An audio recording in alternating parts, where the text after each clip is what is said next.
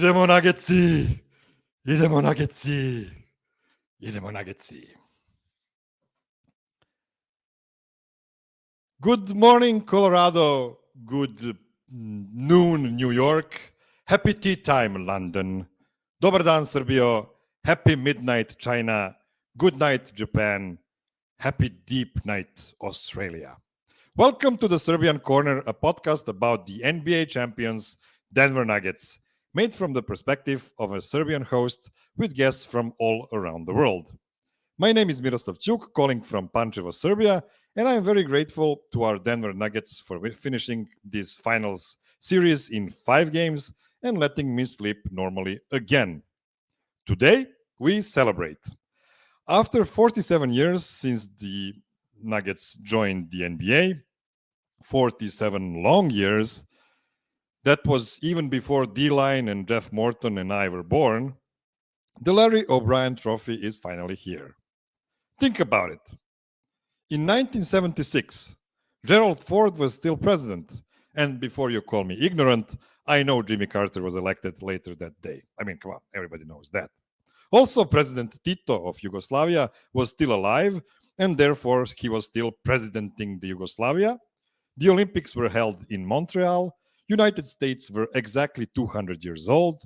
NASA's Viking 1 touched the surface of Mars. Apple I computer was introduced. Supersonic airplane Concorde started flying. One Flew Over the Cuckoo's Nest won the Oscar for the best movie, and the Bohemian Rhapsody was one of the most popular songs. I've met many long-tenured Nuggets fans, one of them Mike Olson, who was just here a couple of days ago. Those people have endured a lot, and I couldn't be happier for them because of it. Me personally, I started following the NBA in 1989 when Vlade Divac was playing for the Lakers, and I was among the lucky ones that had satellite TV, and that's how it was called back then, kids. And I could have watched some of his games. After that, Vlade moved to the old Charlotte Hornets, the ones that are called New Orleans Pelicans today, and we moved with him. We loved Glenn Rice, Muggsy Bogues, Anthony Mason. At the same time, Sasha Danilovic came to Miami, so we loved watching him play with Zoe Morning and hated watching him playing with Tim Hardaway Sr., who never ever passed the ball. After that, there were 8 glorious Sacramento Kings seasons from 1998 to 2006, and those were, until this season, the only playoff seasons of Sacramento in something like 40 years. Vlade was again the guy we moved for, but Peja Stojakovic was a new addition that made the Kings a true Serbian team. 21 years ago, in 2002, the Kings were robbed by the refs in the Western Conference Finals. The Lakers advanced, and we had to wait 21 years for another real shot at the NBA championship. Now, that part of the story I'm going to say at the end of the show because it's a bit longer, and that's the part where I and the other guys from Serbia and the region became true Nuggets fans through the friendship with other people, other Nuggets fans from all around the world.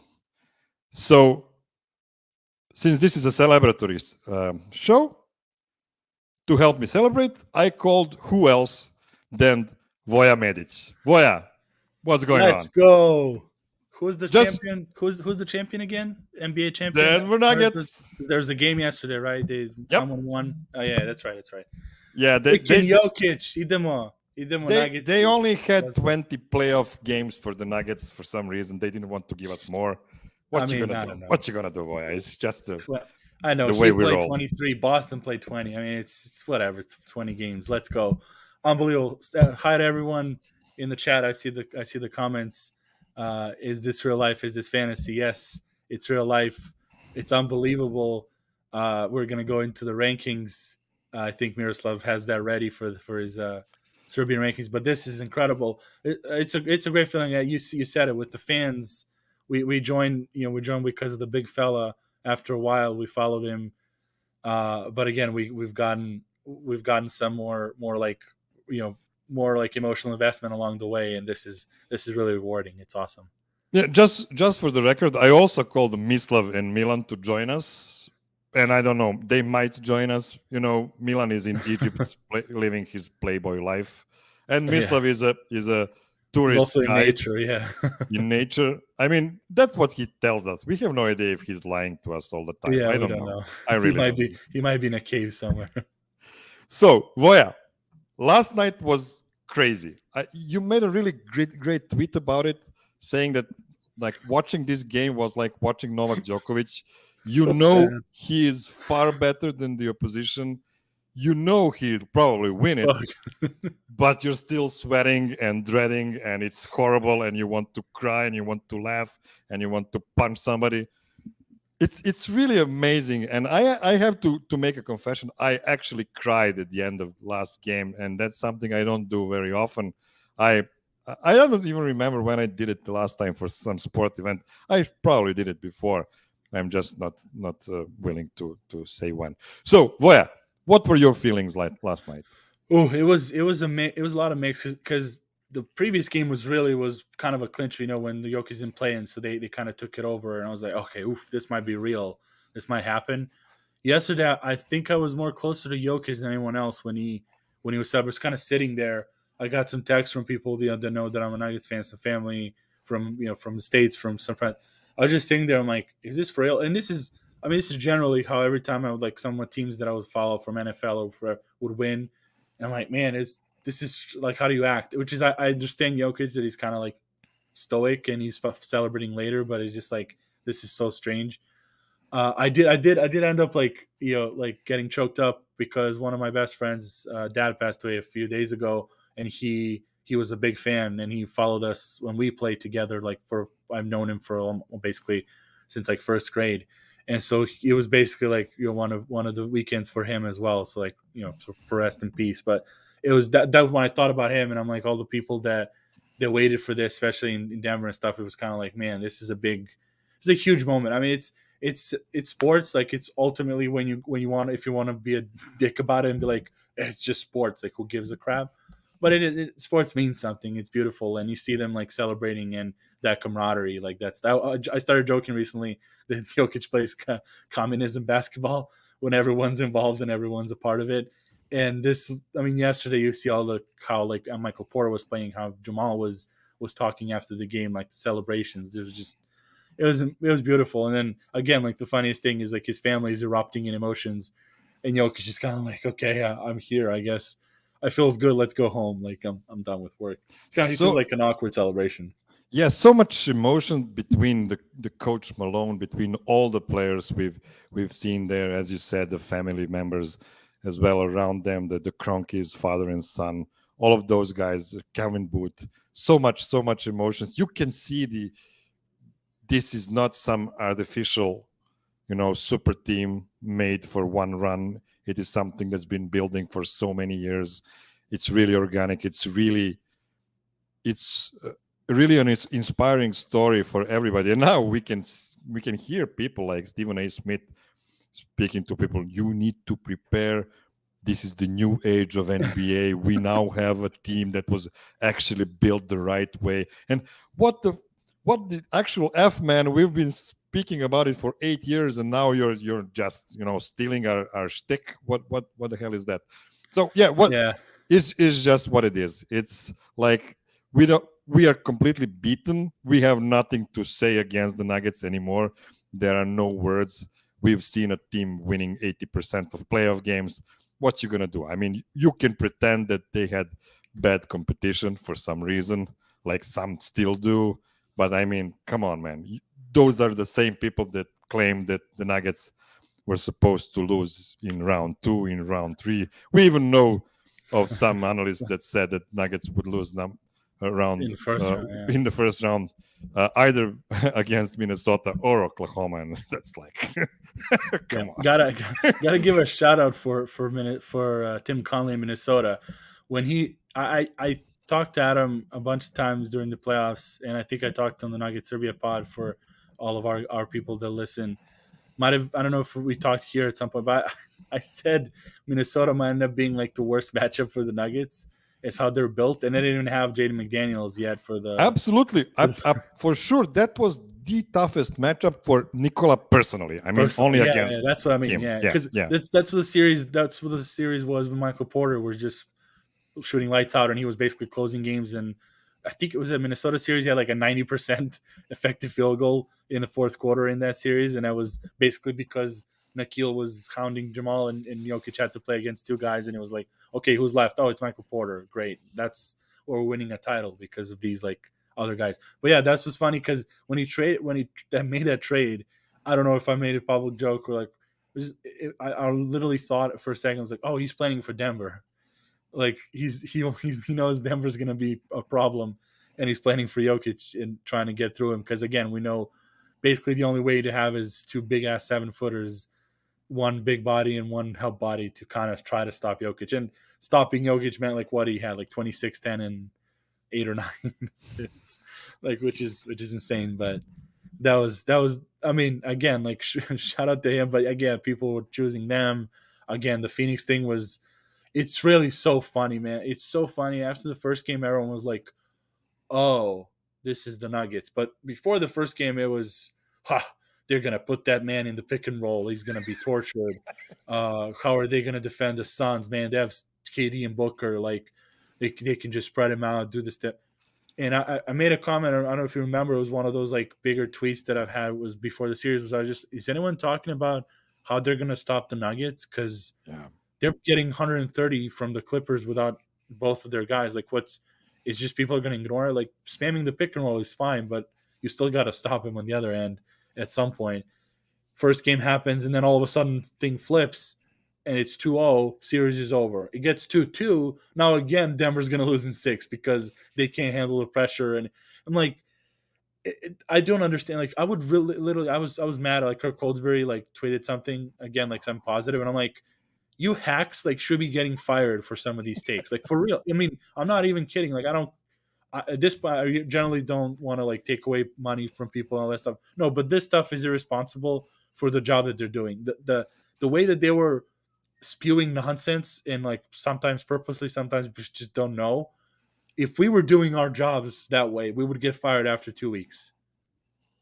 Yeah, like if you just come out and say something in your job and like just completely like rattle off an incorrect fact and then like double down on it, triple down on it, like your boss will be like, okay, dude, I mean, this is serious stuff. Like you're just making so many mistakes. Like, why are you even working here? That's my unbelievable. I mean, and they proved them all wrong. I mean, that's the bottom line. And they were dominant and no one can say anything now. Like no one can say shit. I wanted to spend a couple of minutes on last night's game. I don't want to go too deep into it because we don't have enough time for that.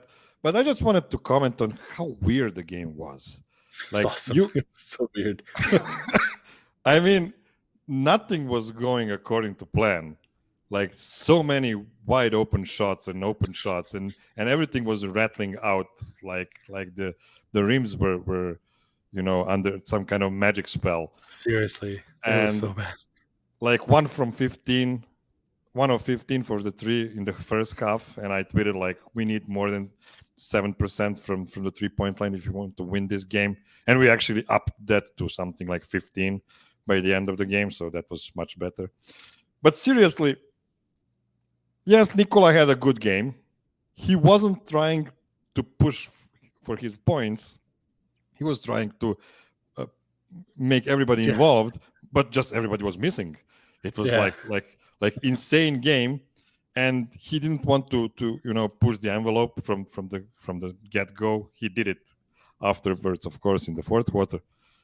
But on the other side, Miami was not that great either. I mean, they had a tiny bet. I mean, their shot making was a bit better than the Nuggets. 25% instead of 18, like something. Yeah, like that's right. That's right. So yeah. Denver was down by 7 at the half, and I was like, I mean, they should have been down by 20. They didn't make anything. They tried. The defense, and now we have 3 consecutive games of Nikola Jokic's amazing defense. Not plus defense, not really good defense, amazing defense from him. Did you expect to see that from him And was Miami actually the best possible matchup for that to happen? I think the matchup was because of the drop coverage that we're mixing up. That's why I think Jordan can come in and not be a complete liability out there. Because against Phoenix, that was a problem. That would have been a problem to do a drop. But that's how it shook out with Miami. Hero wasn't playing, so they didn't have a ball handler that could maybe punish that a little bit more. And of course, they didn't play Steph Curry or any of the Dame Lillard that he has to come up on the level. So he has that mix. And funny enough, like the criteria of the reffing was the whole series was let them play most of the time, maybe some ticky tack stuff like here and there, but which again people were like this is good for Miami. Actually, that's always great for Jokic when he's on defense and they can let him play because he's using his body because he can't rim protect traditionally.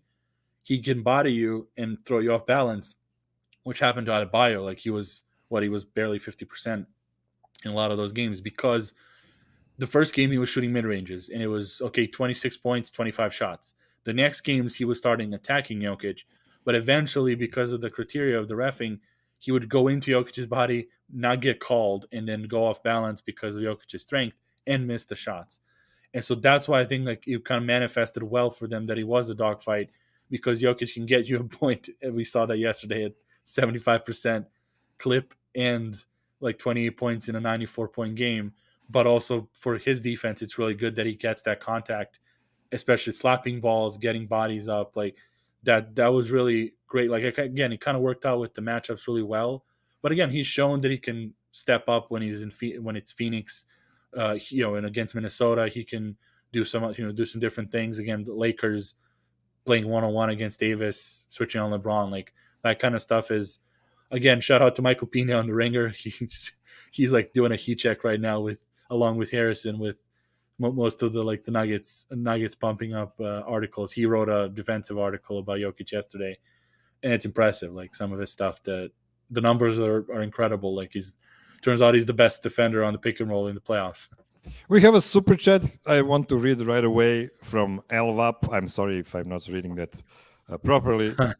he gave us three two-man combinations, like Jamal and Nikola number 1, Voya and Miro number 2, and Kobe and Shaq number 3. And honestly, that's a pretty fair. That's in that order. Yeah. Fair order. Yeah. Thank you very much, Elvap. I want to make a short break right now, and then we'll speak about Moch a bit.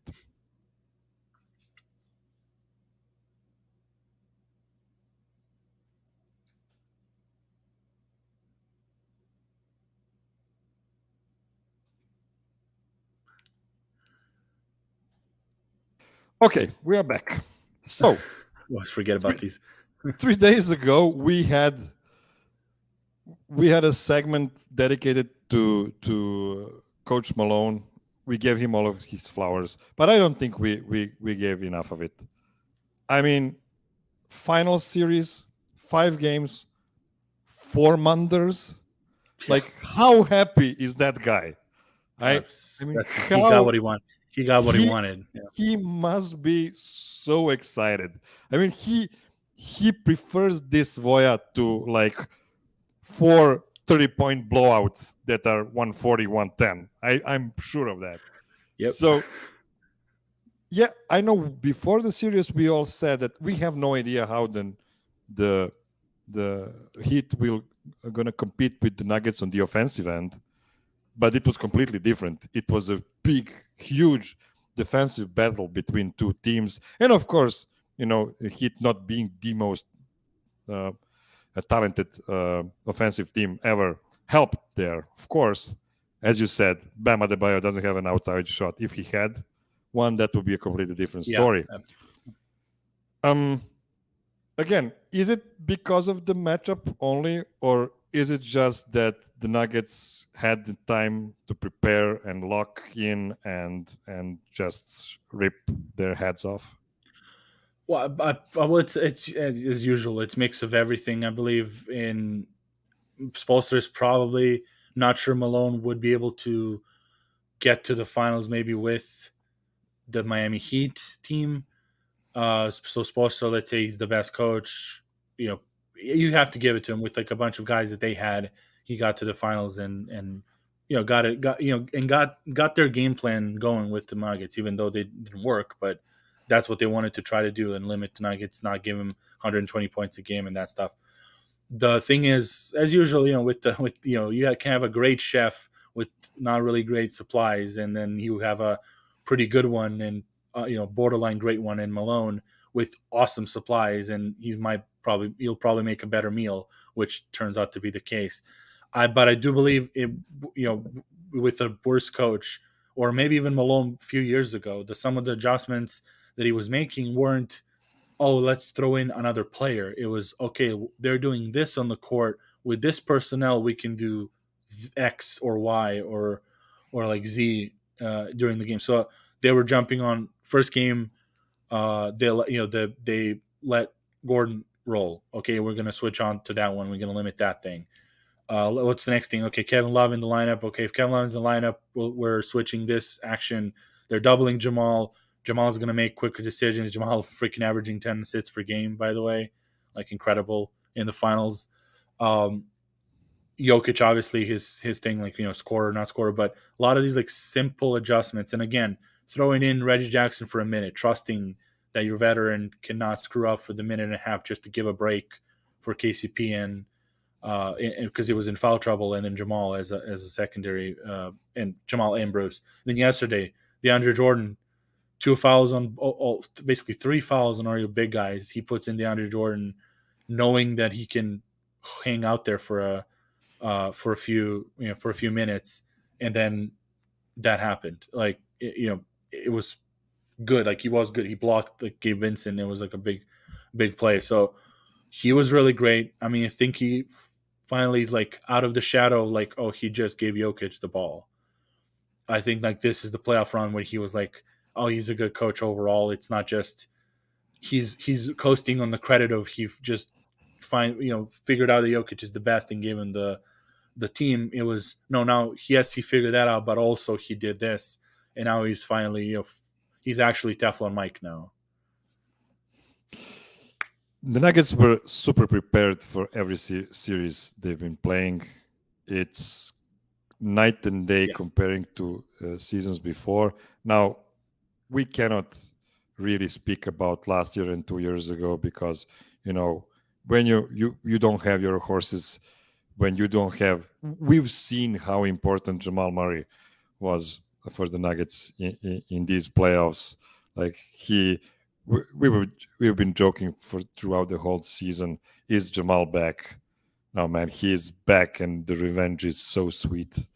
It's just amazing, the level. But it's that 2-man game between him and Jokic. That's the thing. Those two together are much greater, than the sum of its parts. It's a huge thing they can do together. So that, of course, helped the game plan, because if you are pushing the other team on the offensive end, then you have a much easier job to do on defense. And that just shows how connected offense and defense really are. And it's really stupid to speak only about one side of the court without talking about the other.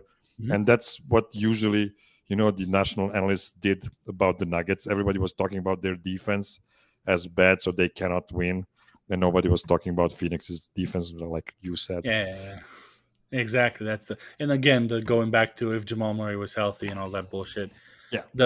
What you said, the preparedness thing is a big deal with this team, because they knew exactly how to attack each team. Yeah. Jokic said, like, beginning of the Minnesota series, but this is not going to be a series when I'm in the paint a lot. He wasn't.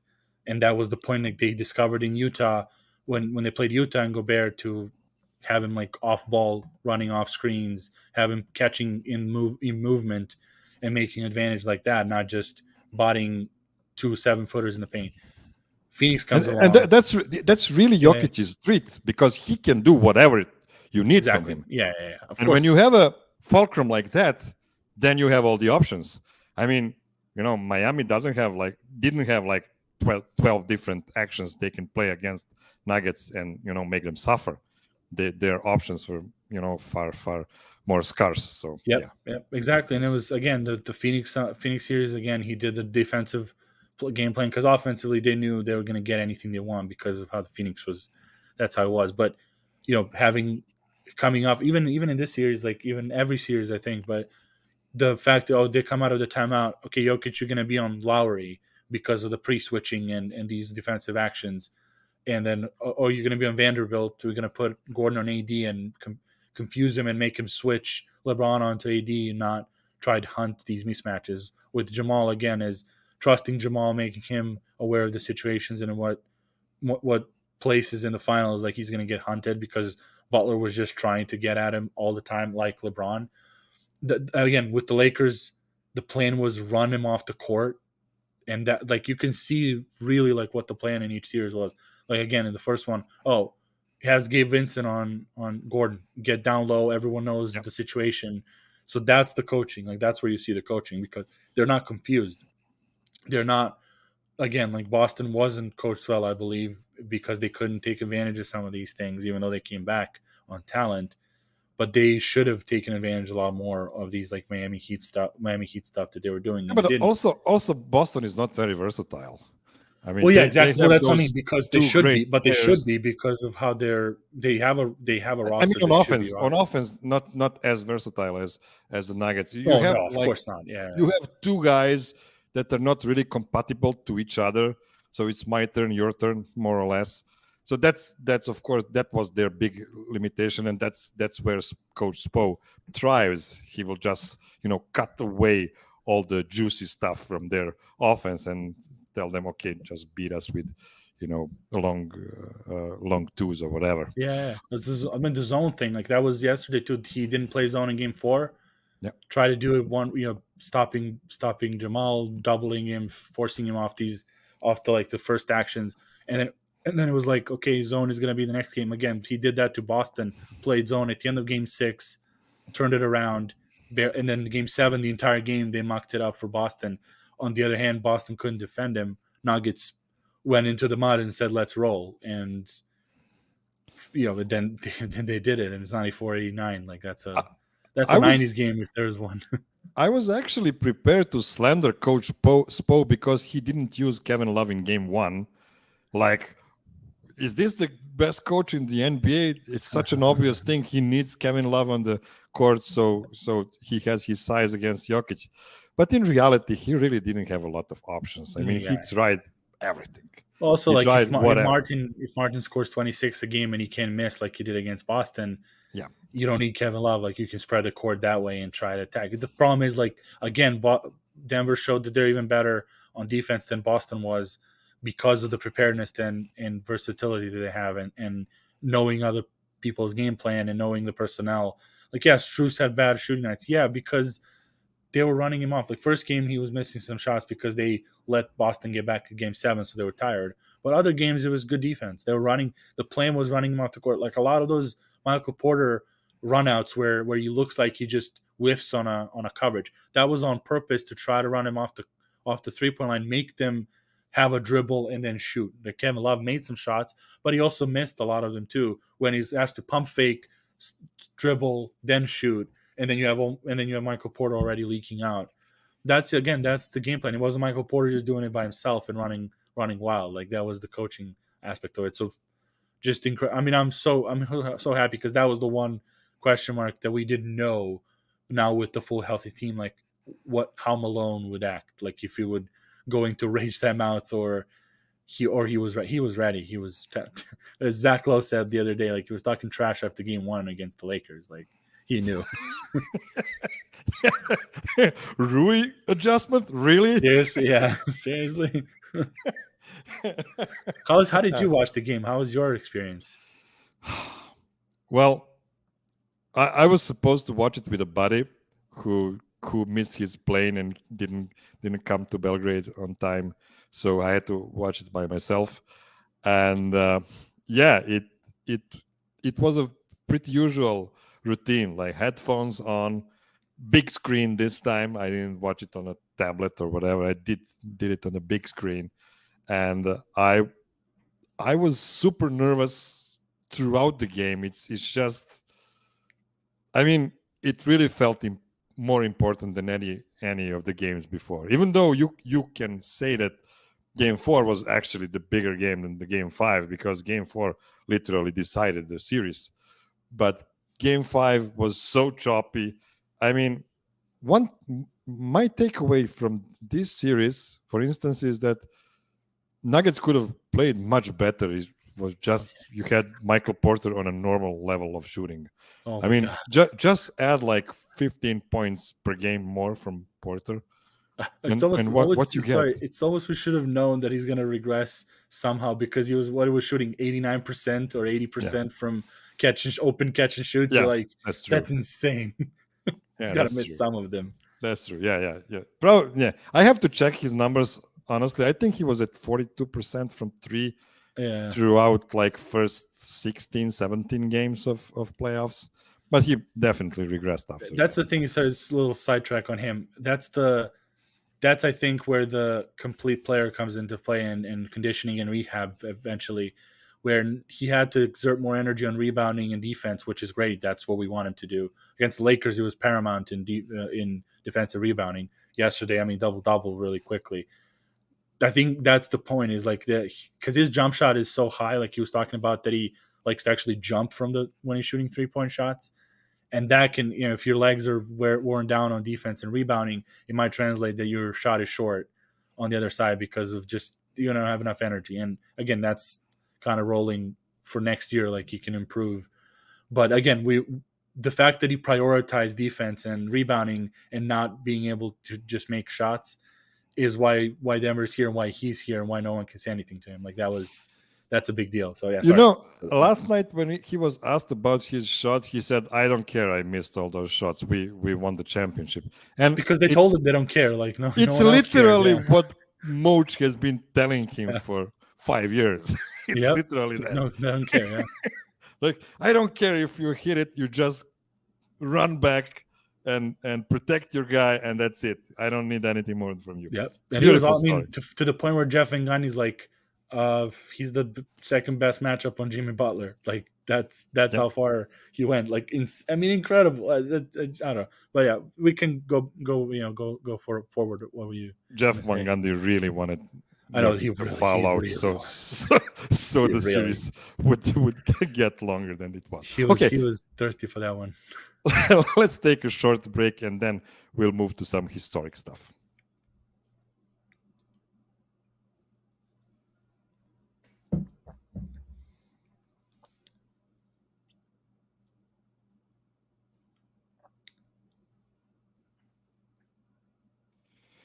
Okay, we are back. I want to do like a light preview of what we can expect from the more serious analysts, national analysts of the NBA, about the current position of Nikola Jokic in the pantheon of greatest players in the NBA history. So he's just beginning. Adam Mares was feeling himself last night on the DNVR Championship launch. He was even more feeling himself on the Locked On Nuggets when all of those Rakias kicked in. Oof. I really loved his performance there. He literally said that Nikola might be a top 3 player of all time. He's not claiming that, but there's no way to say he really isn't. Who said that? Adam Mares. Oh, no way. That's awesome. I mean, he didn't say it like that. He said by the time his career is finished, there's no reason why he couldn't be there. Couldn't be, yeah. In the top fair, 3. Fair. Like give him another 4 championships and then. That's true. I mean, yeah. It's now it's just that's the point of this this good first one. What's good about it? First, they're young. He's young, and Jamal's young, and all that. He is a year younger than LeBron James at his first championship. LeBron's a psycho too. Yeah. And he came to the NBA actually 2 years later than LeBron. So it's a really good position. Start and all that stuff. No, you're right. I mean, I agree. But that's the thing is we don't know. We can say, that's a good statement. Like, there's no reason he couldn't be, because if he keeps playing like this, will he play like this is another question. But if he plays like this and they win a couple more, 2 or 3 more, like in the next 10 years, you're like, well, like the discussions are gonna start, like especially with his statistical performances that are out of this world, and you're the man Exactly. for that. Like, what did he And do in this playoffs? the eye tests and the actual trophies are finally catching up to the advanced Yeah. stats. What the advanced stats were screaming to us all these Yep. years. Okay, What- so yeah. I made a list of 19 players I think are the best in the NBA history. And don't at me for that because I'm no Bill Simmons. So I might have missed somebody. So guys, please be kind to me if I've missed somebody. So I will start counting them down, and you tell me if Nikola is on that level or not. And of course, we'll. I've got to with decide, huh? Yeah. I mean, Oh my we'll do God. it together. We'll do it together. But Okay. I'll start with the heavy hitters. So you just say no for the first Maybe 10 I'll just guys, say yes to probably. everyone, and I think he's the best player ever. But we'll see. Okay, so Michael Jeffrey Jordan. Okay, let's go no because we'll get torched. Probably he's a no, better yeah. person. So 6 championships. Yeah, probably no. better LeBron James. Oh, okay. No. Yes, but okay, fine. Okay. Bill Russell, 11 championships. Still no. I think he's. Did you see? By the way, I was mentioning Bill Simmons. Did you see the 50 club, the points, assists, rebounds thing? Like I did. Bill Russell 4 times and Will Chamberlain like 68 one time. Like that's a crazy ass run. Okay, let's go. Yeah, like Elgin Baylor once, and Julius, I don't know who else. Julius, yeah, Kareem, Oscar probably. Yeah, I don't think it was. Yeah, maybe Oscar. Yeah. Maybe. Yeah. Well, because he has to make the finals. That was the list. The thing is about Bill Russell and about Chamberlain. Those guys played for like 47 minutes per game in the regular season. Yeah. Well, that's the regular season. But these are playoffs. No, these are playoffs, so it's not a big difference. Okay, that's actually very good list by Bill Simmons. It was really good. It was because he put a historical perspective on his run. Like it's not again, LeBron in 18 had less, and Giannis didn't, and Giannis is considered that run to be like Dirk didn't. I mean, stuff like that is really cool to see in the perspective. Okay, move on. So we have Jordan, Russell. Yes, Jordan, Russell, LeBron, Kareem Abdul-Jabbar. Okay, no, yeah, because we're talking about. Because this is the thing is like I have a really high like appreciation for his skills, and I would probably put his hands best than anyone, passing best than anyone. But we need to appreciate the championships and everything. It has to be like it has to be the whole picture, of course. Yeah. If we're talking only skill-wise, oh boy. He's high, yeah. Oh boy. Yeah, so no Kareem, of course. Like, yeah. Yeah, of course. Magic Johnson, 5 championships. Of course not. Larry Bird, 4 championships. Of course not. Steph, 4 championships. But we are getting closer, right? Well, okay. We're getting warmer, but not yet. Steph is still up. Yeah, of course. There, Tim Duncan, 5 championships. Of course not. Wilt Chamberlain. No, I still think no, because he's 2 championships. Yeah, we're getting closer, but he's because of his dominance. Like you really, this is the first. He's an Embiid. Like, the funny thing is, like statistically, Jokic is Wilt, but Wilt as a will to win and all that, like, is more closer to Embiid than, and Jokic is more closer to Russell in that way of like. I just want to make. But I think it's safe to assume that Wilt was playing better from double team than Embiid is. Fair enough. Yeah, he led all of those assists. The league in assists. Yeah. So Wilt Chamberlain is actually the first guy I might be, on a hedge about. I'm still saying no. I'm still saying no, but I watched some of the docs recently where they showed film for Russell and Wilt, and you're like, these guys are. It looks like they're transported from now, like back then. Yeah, like athletically, like without any medicine and any science, like they were. Trust me, we got to give some more respect. They're really good. So, like, I think it's still no. Right okay, now. So we are now 9 guys in. Guy number 10, Kobe Bryant, 5 championships. Okay, 5 championships. Shaq, 4 championships. Okay, we'll give you Shaq as well. It's not a problem. Okay, we're getting there. Dwayne Wade. Wait, you have him 11th all time, or you just championship? No. It's just these are like 19 guys. They're not in. They're not in order. Okay, correct order. Not correct order. I have him above Wade. I don't care. Yeah, Wade has 3 championships. He was the main guy on one of those. For one of them, and ref job. So Yeah. So Wade is gone. And he had Shaq in that run. So yeah, of course. So Wade is great. I mean, that's the thing is we're nitpicking between like 95 to 100 percentile of players. absolutely, Like Wade was this an is not like amazing this is player. not like, oh, Wade is sucks. Like, so Jokic is course. better. This is like, I just overall I think like more like I just think he's better. I don't have to justify it now Okay. that much. Hakeem Olajuwon. Ooh, I think he's still. He has 2 championships. He was the Yeah. defensive player of the game I think he's at still the same time still as he higher. was We got to give MVP. some respect to these guys. Yes, and we love Hakeem. Hakeem is Especially our guy. his footwork and everything. I mean, he was the number one guy in those MVP, DPO, and championship runs. So, and he also had run into Jordan and Bulls, so he didn't have more. That's also another thing. I agree. We'll leave Hakeem in. Kevin Durant. Better. I don't. 2 championships. Yeah, but we're As a talking guest full star. package of players. As a guest star. I'm taking Jokic over Durant.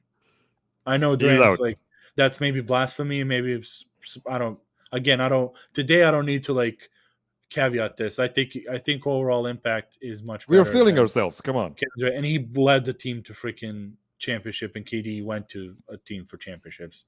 If even next year, KD went to Suns, like in also Jokic beat him and everything. So I think it's over KD. Okay. God, we're gonna get torched if someone comes in and discovers this. At least we give the credit. I mean, I'm pretty sure he's not going to be end up like overall. We already like 12, 13 players ahead of Jokic. So I really wonder who are actually the Kevin Durant fans now. I mean, I don't know either. is anybody following him through the clubs? I mean, I don't know. Yeah, I see the comments. Bus driver over bus rider. I mean, yeah, that's kind of the. Yeah. Okay. Yeah. Kawhi Leonard, 2-time Finals MVP. That's a tough one. That's an interesting conversation too. Twice, and he was pretty decently.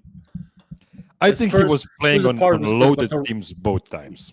I think he was too, but again, is one of those. I don't know. Yeah, whatever. Yeah. I'm gonna take Kawhi out. Okay. I'm feeling myself. He's out. Okay. Isaiah Thomas, and I'm talking about the Detroit Pistons. Okay, so let list off like who you have, and we can just pick who he's not above. Yeah. So we said Wade, we said Durant, and we said. But you said who's left Kawhi? on your list? And we are left with Isaiah Zeke, Thomas. Okay. Yes. Giannis. Okay. Dirk and KD. Okay. Sorry. KG. Kevin Garnett. KG. Above everyone, for me at least. Yeah. And maybe we're riding high a bit, but it's above everyone else. Yeah, I think he's above all of those guys. Honestly, and I have to explain. I have to explain about Giannis. Giannis is a great champion. It's obvious. I'm just not very high on him as a basketball. I don't think like a lot of Serbians in the chat. I don't think anyone's gonna disagree that Giannis is better, considering like what we value as basketball nation. The skill level and versatility of Jokic is, I think, it's a lot higher. He might prove us wrong next year. Maybe that's the thing is we'll see with the new coach if he does the thing of like, okay, I'm going to guard the best player, because that's so far as everyone's talking about Giannis's defense, and he's just been sitting on a game plan coverage. He wasn't playing. Oh, I'm going to take Jimmy Butler and guard him. Like he was guarding someone else. So I think Jokic's offense is much better than what Giannis's defense can give you on the other side. So yeah. Okay, so final verdict: Nikola Jokic is right now, and 15. It will change next year. 13th best. Oh my god! NBA we suck. 13th best. We might have forgot some guys. As I said, I probably forgot somebody. Like I don't know. You want to speak about Jerry West? Set us up for slander. Like I hate these lists. That's why I hate these lists. Like Jerry West or maybe John Howard. I know Elgin Baylor and all these guys. Elgin Baylor. I mean, I don't know, man. I mean, Chalk too. George Mikan. I mean, come on, 50s. Come on. Okay. Oh man. It is time for us for our last commercial break, and we'll come back with some Jamal stuff.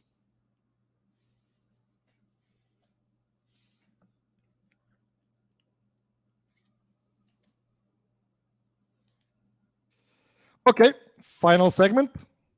Now we are doing the same thing with Jamal, just with the current players. And I have to make a caveat here. I'm not trying to determine if Jamal is like the 10th best guy in the league, or 15th best guy, or 20th best guy in the league. I just want to ask you, who are you picking for next year's playoff before Jamal? Okay. No one. Like, they're fucking champions. No. Like, no one. There are some guys. Come on. I know. Come on. Some, yeah. There are some guys. Okay. Let's start the list. I also have 19 guys on this list. Okay. So let's start with Nikola Jokic. Well, can you just list them, and maybe I'll pick, like, maybe go faster that way if you want to go through something else too at the end. Yeah. We'll do it faster. We can just go fast. It's not easy for me to put it on the screen. So let's do it like this. Like Jokic. Yeah, I mean, above Jamal, I guess. Yeah. Steph. Yeah. Giannis. Well, that's the thing. Is what are we choosing? Just in general, or? Yeah, like you have okay, the, fine. the Giannis, pool of players. Yeah. Yeah. Luka. Sure. Yes. Booker. No, fuck no. They played against each other, and I also don't like Booker. No, fuck that. Hello, this на каком языке? In English, huh? In English, yes. Okay. I'm on the beach. Say hi. Hey, Julie. Hello. Let's go Nuggets. Let's go Nuggets. Let's go. I'm on a beach, not on the beach, near the beach, having some beers and cocktails, celebrating the Nuggets victory. I can just say I saw 2 Heat fans on Plitvice Lakes, and they were wearing Butler jerseys, and I asked them, like, "Oh, did you watch the finals?" They were like, "Oh, honestly, I'm not the Heat fan. I just like the jersey, those Miami Vice jerseys." And there was one guy from Malaysia who saw me with my Nuggets hat, and he said, "Oh, good job last night." And I met the guy from Colorado who was wearing a Nuggets shirt, and he was also like, "Let's go Nuggets." So that's it from me. I don't hear you a lot. I'm in a bar, so idemo Nuggets. Let's go. See you, Ice Cave guy. See ya. Or is he like deserted island guy right now, right? Yeah, he's an island guy. He's a nature guy. Let's finish off our list for Jamal. Kevin Durant. No, let's go. Yep. They're champions. I'm not going to be like objective right now. Anthony Davis. No. Yes. LeBron James. No. He's old. We beat him. We swept him. Let's go. Jason Tatum. Careful Hell with this no. one. They lost to Oh, Heat. okay. I'm not taking anyone over Jamal right now. Okay. Joel Embiid. No, not even close. I'm taking Gordon over Joel Embiid, man. Jaylen Brown. This is so. I see some questions. So this is not like who's better overall as like. No. This is just who are we picking before Jamal for next year's I'm playoffs? taking Jamal in the playoffs like a lot in front of a lot of these guys, especially next year. Yeah, Jaylen Brown. Maybe you can clip this and throw it in my face next year if you want. But I'm taking Jaylen Brown. I'm guessing no. No. James Harden. Hell no. He's going to be in Houston chilling. This is getting sweeter. Okay. Ja Morant. No way. He's not even going to be playing next year. What playoffs? Draymond Green. Now I'm just feeling myself. No, this is. Of course not. Like for the single playoff. Anthony Edwards. Oh, this is a tough one. I love Ant, but I mean, again, they won. Let's go with Jamal. They won the title. Okay, Jimmy Butler. Still Jamal. I mean, he outplayed. I think Jimmy, Jamal man. deserves it. Yeah, I agree. Of course. The thing is, okay, so that's the thing is, of course, I'm thinking like as a Nuggets, they're gonna be in the Nuggets team. So yes, I would take Jamal as a playoff guy. If you put him on a Heat team instead of Jimmy, they're probably not gonna get to the finals. Of course. But again, I'm picking for the Nuggets. I don't. Yes. Again. So I have Bam Adebayo. I'm not gonna even ask you about Bam Adebayo. Donovan Mitchell. No. I'm thinking all of this stuff with Jokic, honestly. Like last guy, Rudy Gobert. I guess not. Okay, so we have 4 guys that we would definitely pick before Put next to Jamal. Jokic maybe for So and even Jokic, Giannis, even maybe that's a question mark. Putting him with he Jokic would be instead pretty of awesome Jamal. next to Jokic, though. He'd be Gordon. I mean, I don't know. Well, he would be a more powerful Gordon, I guess. Sure. Yeah, I'm joking, but guess. yeah. But again, this is maybe before people freak the F out. This is again, I'm thinking as a Nuggets guy for this Nuggets team. This it's gonna. We will remove this from today and from yet. We're gonna realize how special this combo is. It's not normal what they're doing. That's what I'm trying to say, and that's why I'm picking Jamal. We're gonna along with know a lot how of people. special they are in 2 years, probably. In 2 years, Yeah. we're gonna say some stupid things about them, man. I'm sorry. Dan is like asking me if I'm seriously picking Jamal over Donovan Mitchell. Oh yeah, He got for whooped playoffs. he got whooped by the Knicks, man.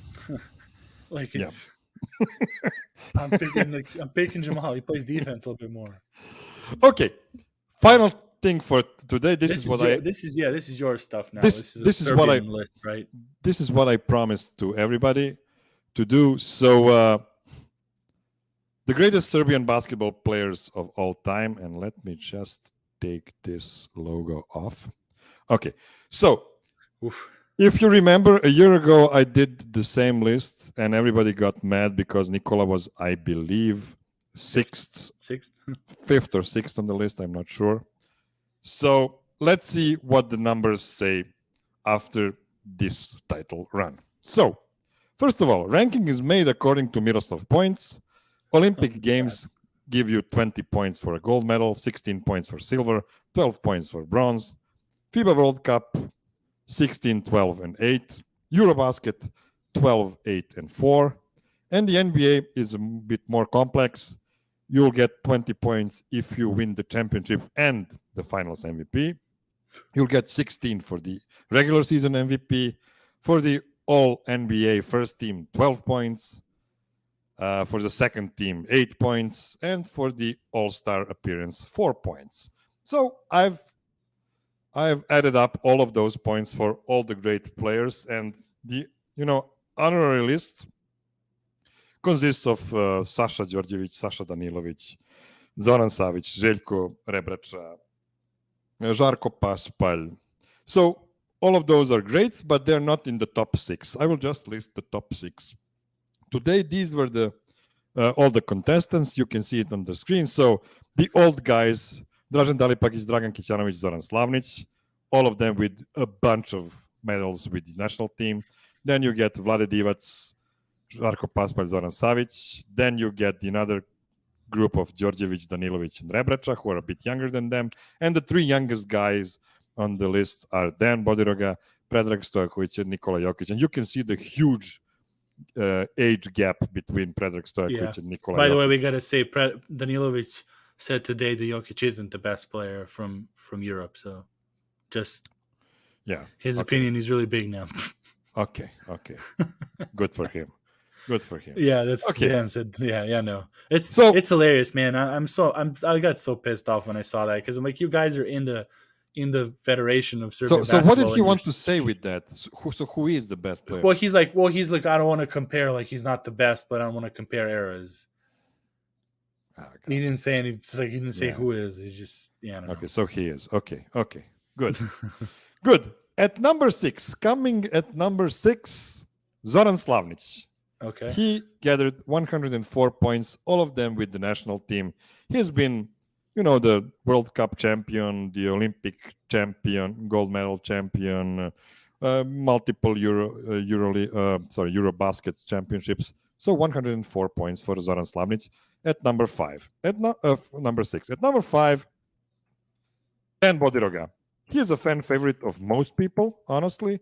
He is at 112 because he had some EuroLeague success as well on top of the national team success. Okay. One of the greatest EuroLeague players of all time.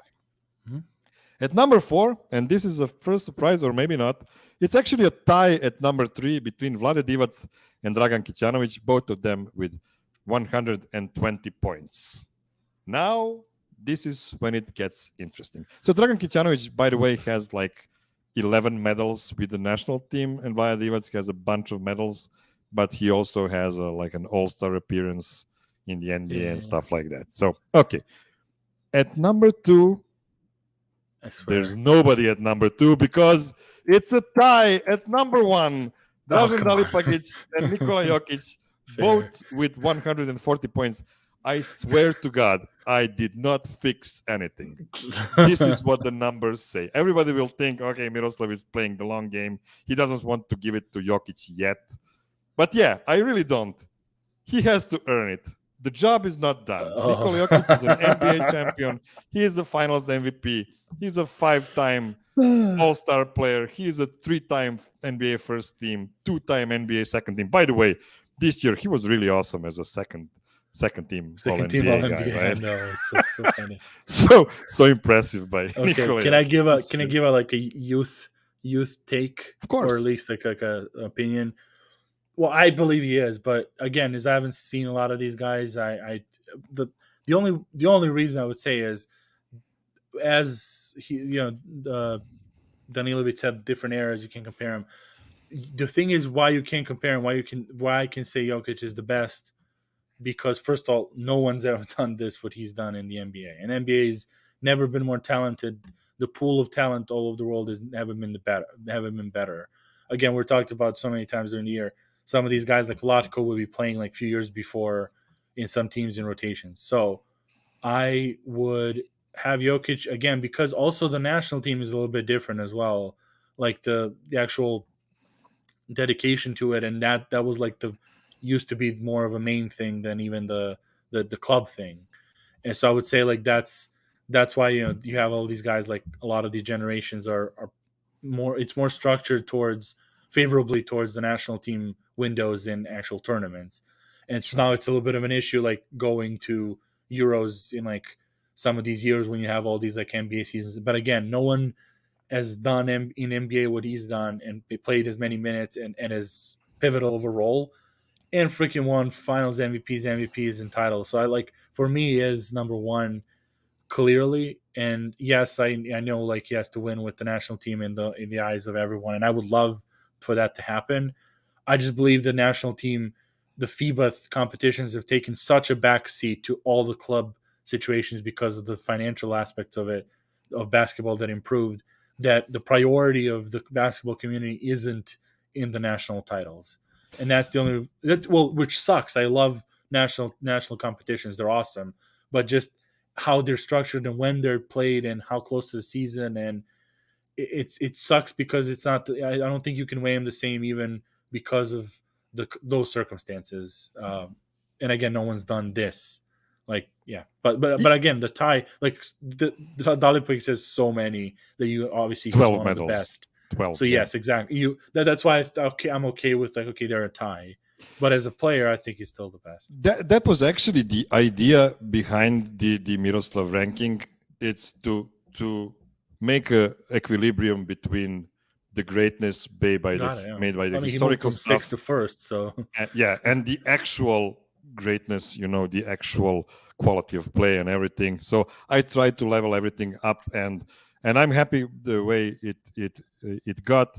If you interview like 100 random people in Serbia on the street who is the greatest player, very few of them will still tell you that it's Jokic because of the gold medals and everything. I mean, the biggest thing is, I posed the question way back before the playoffs started, how it is in Serbia sometimes is it similar to the Sacramento Kings, following the Sacramento Kings and following the Nuggets? Is it different vibe? Is it different? And a lot of people were responding, no, Sacramento is by far that was much better. And what, you know what the trend was? The trend was, it was the age when you were watching those games, when you were following the NBA. It's like, in 20 years, will I be 20 years a kid in Serbia is following, whoever, like Jokic's daughter playing in the WNBA and following all those games and saying like, this is the best thing ever. And I'm like, oh, well, it's not the Nuggets, because I was 29 when I watched the Nuggets and didn't have a family and didn't have like that, lifestyle that will prevent me from watching. So I believe that's also, you're seeing, like, if you do 100 people from different age gaps, everyone will have a different guy. Yeah. Like, and if you want to say that I gave too many points to Nikola based on his NBA accomplishments, just look at Peja Stojakovic. Peja Stojakovic was a 3-time All-Star. He was a second. He was my favorite, like, because I grew up with him. He like, was a my second favorite. team All NBA guy, Yeah. but he's nowhere near the points Nikola Yeah, has yeah. because the accolades Nikola has already collected are just insane. So, Exactly. Yeah, and that's the yeah. things you can see. A lot of people think like 35-ish, 30-some, like Bodiroga, Djordjevic, like those are guys are because those are the 95 Euros, the 97, the 2002. I was 8 years old in 2002, so I remember. But because of the 2002 and a little bit further and the 2011, Stojakovic is my guy. I had his jersey, and so that's why I mean it's kind of fascinating. That's why national team competitions are so fun because it also ties in when you were watching them, and that's also really cool. Like, okay, this is I was a kid seeing this guy play, which I'm excited for a lot of kids watching Jokic now. It would really be cool that we get another spike like in tennis, get another spike in basketball play even more because of Jokic, and also getting like different body types of kids and like different skill sets like that you can promote. Basically, Jokic is for me the best like pillar for Serbian basketball to teach back home is look at him. He does everything well. So doesn't matter how tall you are, how short you are, we're going to learn everything. We're going to learn post-ups. We're going to learn off the dribble. We're going to learn catch and shoot. We're going to learn layups, left-handed, right-handed dribbles, everything. Look at him, 7 feet tall, he's not athletic, and he's doing everything right. So we're going to be teaching that as well. So I think that's like a big deal. I hope America can do the same thing and be like, hey, look at this guy. Like skill is what matters. Yeah. So okay. That's my little take. Yes. So we need to finish here because we're over an hour already. I just want to congratulate again to everybody who is watching this. You are the fans of the NBA champion. It's the best team in the world. Be smug. Be brave. It's our year now. And until it's next year's final series, unless the Nuggets are not in that series, then we can climb back into our dark caves of hatred towards the big markets. Have a great day, everybody, and go Nuggets. Go Nuggets. Idemo Nuggets.